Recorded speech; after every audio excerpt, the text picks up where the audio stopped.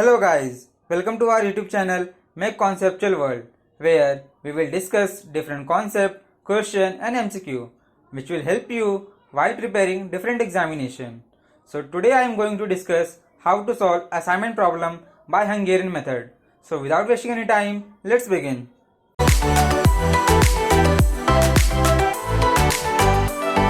यहाँ पे मैं assignment problem by Hungarian method को डिस्कस करूँगा। नेक्स्ट पेज पे मैं स्टेप बाय स्टेप प्रोसीजर और एक क्वेश्चन के साथ हंगेरियन मेथड को डिस्कस करूँगा, लेकिन उससे पहले असाइनमेंट मॉडल के कॉन्सेप्ट को डिस्कस करते हैं। जो असाइनमेंट मॉडल है इसको कहाँ पे यूज़ किया जाता है और क्यों इसको यूज़ किया जाता है। एज द नेम असाइनमेंट मतलब हम कुछ चीज़ असाइन कर रहे हैं पर्टिकुलर पर्सन को। तो कंसिडर करते हैं कि एक कोई पर्सन है, उसको मैं कुछ वर्क असाइन किया, तो ये क्या हो गया, मेरा असाइनमेंट हो गया। लेकिन कंसीडर करते हैं यहाँ पे 5 डिफरेंट पर्सन हैं और 5 डिफरेंट वर्क है, तो जो टाइम रिक्वायरमेंट है पर्टिकुलर वर्क को कंप्लीट करने की वो पर्टिकुलर पर्सन की डिफरेंट होगी। तो इसलिए हमको पर्टिकुलर पर्सन है उसको पर्टिकुलर वर्क को असाइन करना पड़ेगा, जिसकी वजह से जो मेरा टोटल टाइम रिक्वायरमेंट हो पूरे प्रोसेस को कंप्लीट करने के लिए वो मिनिमम होना चाहिए। मतलब जो मेरा इफेक्टिवनेस है पूरे सिस्टम का वो मेरा मैक्सिमम होना चाहिए। तो जो असाइनमेंट मॉडल है it is used in assigning salesman to different region, vehicle and driver to different route, product to factories, jobs to machine. मतलब डिफरेंट प्रोडक्ट को डिफरेंट फैक्ट्री में कैसे असाइन करना है, किसी जॉब को पर्टिकुलर मशीन पे कैसे असाइन करना है। तो यहाँ पे असाइनमेंट मॉडल का यूज़ किया जाता है। और ये क्यों यूज़ किया जाता है? To obtain maximum efficiency.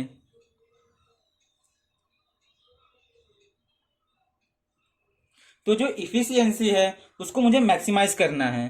तो कंसीडर करते हैं कि जो प्रॉफिट है इसको मेरे को मैक्सिमम करना है, तो क्या इस टाइम पे क्या करूंगा मैं, मैक्सिमाइज द प्रॉफिट। प्रॉफिट को मैक्सिमम करना है या तो मिनिमाइज द टाइम। तो जो असाइनमेंट मॉडल है इसमें मैं जो प्रॉब्लम है उसको मैक्सिमाइज भी कर सकते हैं और मिनिमाइज भी कर सकते हैं, जैसा कि मेरा रिक्वायरमेंट रहेगा।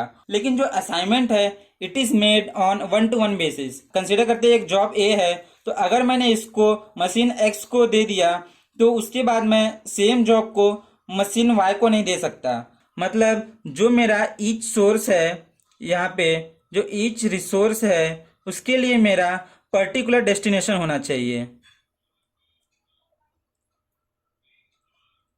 तो कंसीडर करते हैं ये एक एग्जांपल है कि यहाँ पे 3 जॉब हैं ए बी सी और कुछ रिपेयर वर्क इन पे कंप्लीट करना है, और यहाँ पे 3 मशीन है एक्स वाई जेड। अगर मैं ए को एक्स पे रिपेयर करता हूँ तो मेरा जो कॉस्ट है वो 19 रुपीज़ है। अगर वाई पे करता हूँ तो 10 रुपीज़ है और जेड पे करता हूँ तो 12 रुपीज़ है। अगर हम ए को मशीन वाई में रिपेयर करते हैं तो जो मेरा कॉस्ट है वो 10 रुपीज़ है। तो मतलब मैंने जो ए है उसको एक्स पे रिपेयर वर्क उसका चालू किया, जो मेरा कॉस्ट है वो 10 रुपीज़ है। अब मैं बी को जो मिनिमम है ये 15 है, लेकिन मैं मशीन वाई पे असाइन नहीं कर सकता क्योंकि ए को मैंने असाइन कर दिया। तो नेक्स्ट मिनिमम कौन सा है, 17। तो ये भी एक मिनिमम हो गया। अब जो सी है उसको हम एक्स पे भी नहीं असाइन कर सकते और वाई पे भी असाइन नहीं कर सकते। जो हम किस पे असाइन करेंगे, जेड पे असाइन करेंगे। तो जो मेरा टोटल कॉस्ट है वो 50 हो जाएगा। लेकिन हम यहाँ पे देख रहे हैं जब हम सब पॉसिबल अरेंजमेंट को देखें तो जो मेरा मिनिमम कॉस्ट है वो 45 है।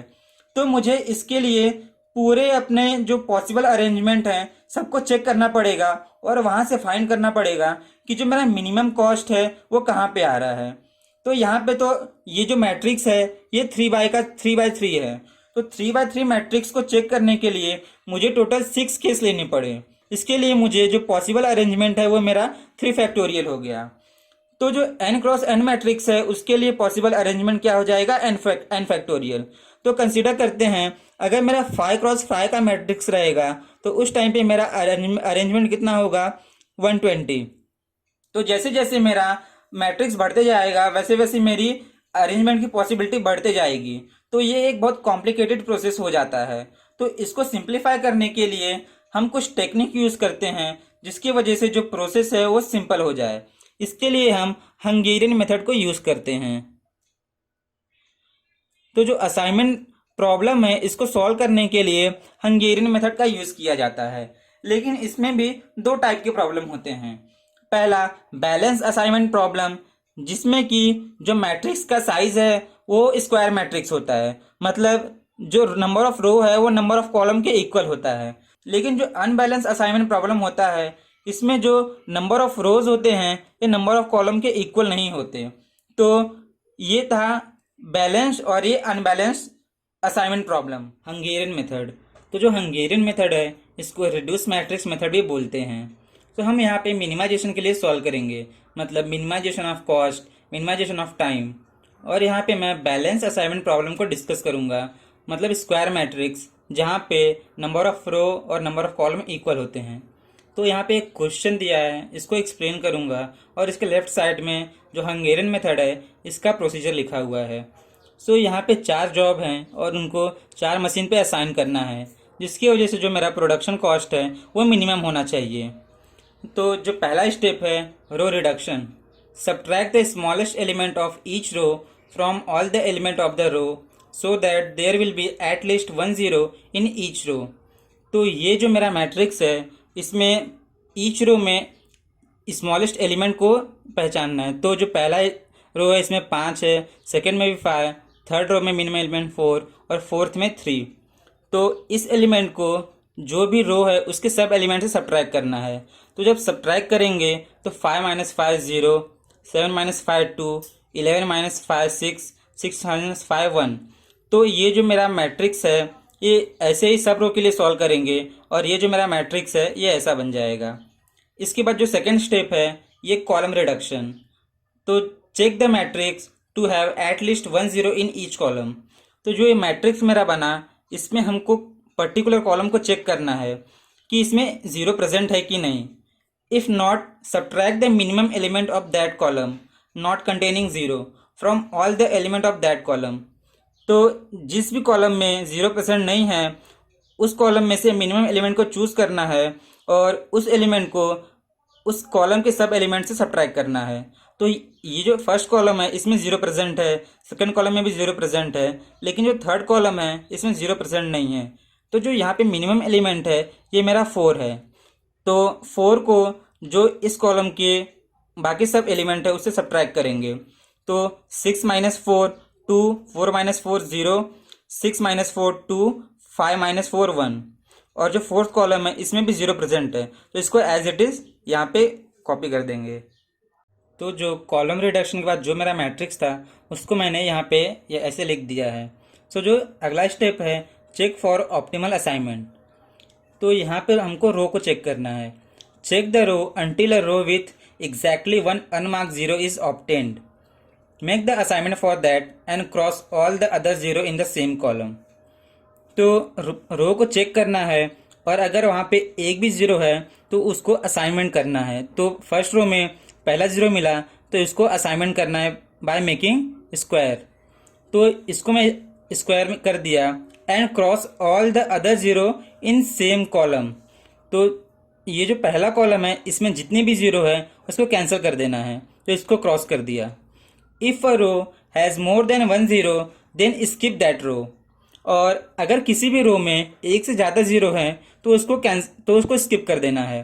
तो जब हम सेकंड रो पे आते हैं तो यहाँ पे 2 0 है, तो इस रो को हम स्किप कर देंगे। उसके बाद थर्ड रो, इसमें एक 0 था उसको क्रॉस कर दिया गया है। तो नेक्स्ट फोर्थ रो, यहाँ पे एक 0 प्रेजेंट है तो इसको असाइन करेंगे। अब ये तो रो हो गया, अब कॉलम को चेक करेंगे। Check the column with exactly 1 unmarked 0 and make the assignment for that and cross all other 0 in the same row।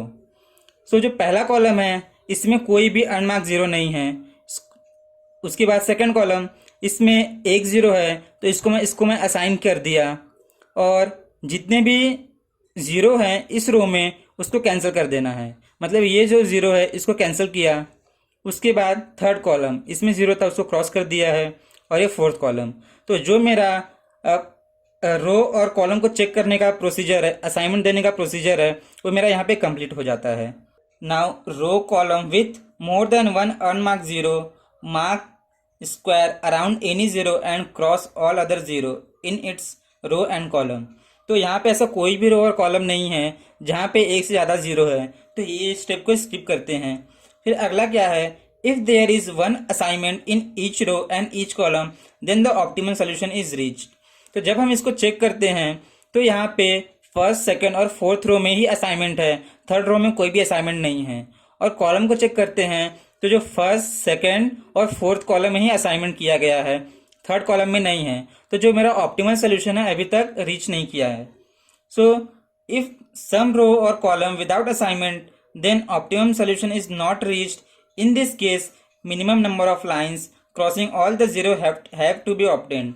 तो यहाँ पे मुझे क्या करना है, अब मिनिमम नंबर ऑफ लाइन्स को फाइंड करना है by crossing all the zero. तो उसके लिए जो प्रोसीजर है उसको हम डिस्कस करते हैं। सो जो ये मैट्रिक्स है इसको मैं ऐसे ही लिख दिया और ये सब जीरो हैं उनको मैं असाइन कर देता हूँ।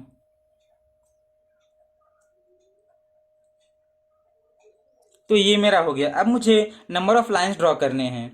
सो जो स्टेप है पहला, tick the row that do not have assignment. तो हमको ऐसे रो को टिक करना है जिसके पास कोई भी असाइनमेंट नहीं है। सो जो थर्ड रो है यहाँ पे कोई भी असाइनमेंट नहीं किया गया है तो इसको टिक करना है, इसको टिक किया। अब इसके बाद जो अगला स्टेप है, tick the column that have zero in marked row. So जो मार्क्ड रो में है इसमें जो भी जीरो है उसके कॉलम को टिक करना है, तो इसको मैं टिक किया। इसके बाद जो अगला स्टेप है, mark tick the row that have assignment in marked column. So जो इस कॉलम में जो भी जीरो है उसको असाइन किया गया है उसके रो को मार्क करना है। इसमें ये जीरो है लेकिन ये असाइन नहीं किया गया है तो इसके रो को नहीं मार्क करेंगे, और ये जीरो इसको असाइन किया गया है तो इसके रो को भी टिक मार्क करेंगे। उसके बाद ये प्रोसीजर को रिपीट करेंगे, लेकिन जो यहाँ पे रो है इसके पास और कोई भी जीरो नहीं है तो उसके अगले वाले कॉलम को मार्क नहीं करेंगे। तो यहाँ पे ये प्रोसीजर कंप्लीट हुआ। उसके बाद draw the line through all the unmarked row and marked column. If the number of line is equal to order of matrix then the optimum solution is reached, otherwise go to step 5। अब मुझे line draw करना है unmarked रो पे। सो जो रो 2 है और जो रो 4 है ये मार्क नहीं है, तो यहाँ पे मैं लाइन ड्रॉ किया और उस पर लाइन ड्रॉ करना है जो मार्क्ड कॉलम है। तो जो कॉलम 1 है इसको ये टिक मार्क किया गया है, तो यहाँ भी एक लाइन ड्रॉ किया मैंने। सो यहाँ पे जो टोटल नंबर ऑफ लाइन्स है ये 3 है, लेकिन जो मैट्रिक्स है वो 4x4 का है। सो जो number of lines is not equal to order of matrix, जिसके वजह से जो मेरा ऑप्टिमम सोल्यूशन है अभी तक रीच नहीं किया है। सो हम स्टेप 5 को देखेंगे। सो जो स्टेप 5 है इसमें क्या करते हैं, from uncovered element select the smallest and subtract from the all uncovered element and add this to every intersection element, leave the other element as it is. मतलब जो भी ये अनकवर्ड एलिमेंट है यहाँ पे जो मिनिमम एलिमेंट है, तो जो मिनिमम एलिमेंट है ये 1 है, इसको जो इंटरसेक्शन पॉइंट है इस पे ऐड करना है और जो अनकवर्ड एलिमेंट है यहाँ से सब्ट्रैक्ट करना है। सो जो मिनिमम है एलिमेंट है वो 1 है, तो इसको एज इट इज़ रखेंगे, इसमें से सब्ट्रैक्ट करेंगे 2 - 1 1 1 0। ये इंटरसेक्शन एलिमेंट है इसलिए यहाँ पे क्या करेंगे, एडिशन करेंगे 4 0 0 1 0 2 1 2 7 1 8 1 1 0। तो ये मेरा मैट्रिक्स रेडी हो गया। ये मेरा 5वां स्टेप कंप्लीट हुआ। अब जो छठा स्टेप है उसमें से वापस से जो 3 to 5 मेरा प्रोसेस है उसको रिपीट करेंगे। तो अगला स्टेप फॉलो करते हैं। तो यहाँ पे वापस असाइनमेंट का प्रोसेस स्टार्ट करते हैं। तो जो पहला रो है इसमें 2 जीरो हैं, तो इस रो को स्किप करते हैं। जो सेकंड रो है इसमें भी 2 जीरो है, इसको भी स्किप करते हैं। उसके बाद थर्ड रो पे आते हैं, यहाँ पे 1 जीरो है तो इसका असाइनमेंट मैंने किया और इसके कॉलम में जितने भी जीरो हैं उसको कैंसिल करेंगे, तो इसको मैं कैंसिल कर दिया। अब फोर्थ रो पे आते हैं, यहाँ पे ये जीरो है इसको मैं असाइन किया और इसके कॉलम में जो जीरो है उसको कैंसिल कर दिया। अब ये रो तो कंप्लीट हो गया।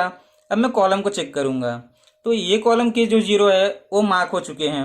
उसके बाद सेकंड कॉलम, यहाँ पे मेरा 1 जीरो है तो इसको मैं मार्क किया और इस यहाँ पे जो भी रो में और भी जीरो प्रेजेंट है उसको कैंसिल करना है, तो मैं इसको कैंसिल कर दिया। सो जितने भी जीरो है वो मार्क हो गए यहाँ पे। अब वापस से जो मेरा टिकिंग का प्रोसेस है वो स्टार्ट करना है number of line, minimum number of lines को ड्रॉ करने के लिए। जो रो 1 है इसको असाइन नहीं किया गया है और जो रो 3 है इसमें भी कोई असाइनमेंट नहीं है। सो जो अनअसाइंड रो है उस पर टिक मार्क करेंगे। सो जो फर्स्ट रो है इसको टिक किया और यहाँ पे जितने भी जीरो प्रेजेंट है उसके कॉलम को टिक मार्क करेंगे। सो जो यहाँ पे जीरो प्रेजेंट है इसके कॉलम को टिक मार्क किया और ये जीरो प्रेजेंट है इसके कॉलम को टिक मार्क किया।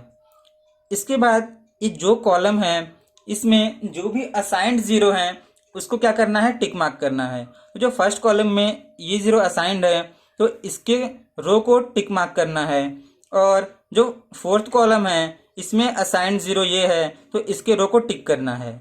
इसके बाद नंबर ऑफ लाइंस को ड्रॉ करना है फ्रॉम अनमार्क्ड रो, तो ये अनमार्क्ड रो है एंड मार्क्ड कॉलम। सो ये क्या हो गया, मिनिमम नंबर ऑफ लाइंस को मैंने ड्रॉ किया यहाँ पे। सो जो पहले मैंने मैट्रिक्स बनाया था उसको मैंने इसको वापस से ड्रॉ किया। इसके बाद जो एलिमेंट अनकवर्ड है उसमें से मिनिमम एलिमेंट को सेलेक्ट करना है और इंटरसेक्शन पॉइंट पे ऐड करना है और जो अनकवर्ड एलिमेंट है वहाँ से सब्ट्रैक्ट करना है। सो जो मिनिमम एलिमेंट है ये 1 है तो इसको एज इट इज़ 0, 1 - 1 0 0 4 1 5 0 0।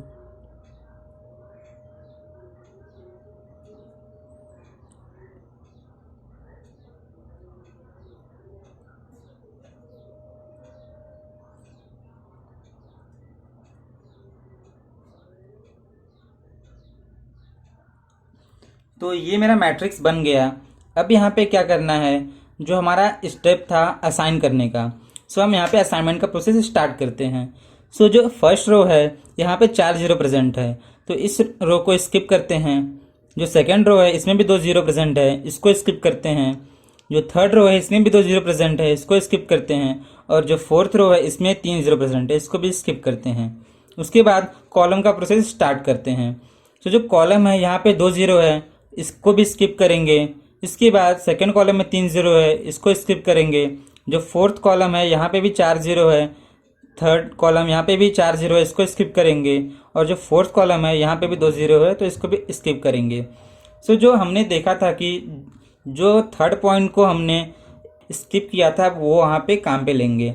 सो जो row column with more than 1 unmarked zero mark square around any zero and cross all the other zeros in its row and column। सो यहाँ पे किसी भी ज़ीरो को रैंडमली मार्क करना है। सो मैंने ये ज़ीरो को मार्क किया। इसके बाद इसके रो और कॉलम में जितने भी ज़ीरो प्रेजेंट हैं उसको कैंसिल करेंगे। तो ये ज़ीरो ये सबको मैं कैंसिल करता हूँ। उसके बाद सेकंड रो पे आते हैं। सेकंड रो में जो फर्स्ट ज़ीरो है इसको मैं मार्क किया। इसके बाद जितने भी ज़ीरो है रो और कॉलम में उसको कैंसिल करेंगे। ये ज़ीरो कैंसिल, ये ज़ीरो कैंसिल। उसके बाद थर्ड रो में ये ज़ीरो को मार्क किया तो ये ज़ीरो कैंसिल। उसके बाद फोर्थ रो में ये ज़ीरो को मार्क किया। सो यहाँ पे जो मेरा टोटल नंबर ऑफ असाइनमेंट है ये 4 है और यहाँ पे सब रो और सब कॉलम के पास एक एक असाइनमेंट प्रेजेंट है तो हम यहाँ पे ऑप्टिमम सोल्यूशन पे रीच कर जाएंगे। सो जो यहाँ पे जॉब 1 2 3 और ये 4 था और मशीन 1 2 3 और 4 था, तो जो J1 है उसको M1 पे असाइन करेंगे, जो J2 है इसको M2 पे, J3 को M3 पे और जो J4 है इसको M4 पे असाइन करेंगे। सो जो मेरा कॉस्ट था वो मेरा कितना हो जाएगा, जो M1 पे मेरा कॉस्ट था ये मेरा कितना हो गया 5। यहाँ जो J2 पे मेरा कॉस्ट था ये कितना हो गया 5। जो J3 पे कॉस्ट था ये 10 और जो J4 पे कॉस्ट था ये 3 हो गया। अब जो टोटल कॉस्ट है उसको ऐड करेंगे तो मिलेगा 5 5 10 10 20 23। सो जो टोटल मिनिमम कॉस्ट है मेरा पूरा सिस्टम का वो क्या है 23। तो ये था assignment model by Hungarian method, जहाँ पे मैं मिनिमाइजेशन के प्रॉब्लम को डिस्कस किया। अब जो नेक्स्ट वीडियो रहेगा वहाँ पे मैं मैक्सिमाइजेशन का प्रॉब्लम डिस्कस करूँगा by Hungarian method. So I hope you like this video. So please share and subscribe to my channel and don't forget to hit the bell icon to have more conceptual learning.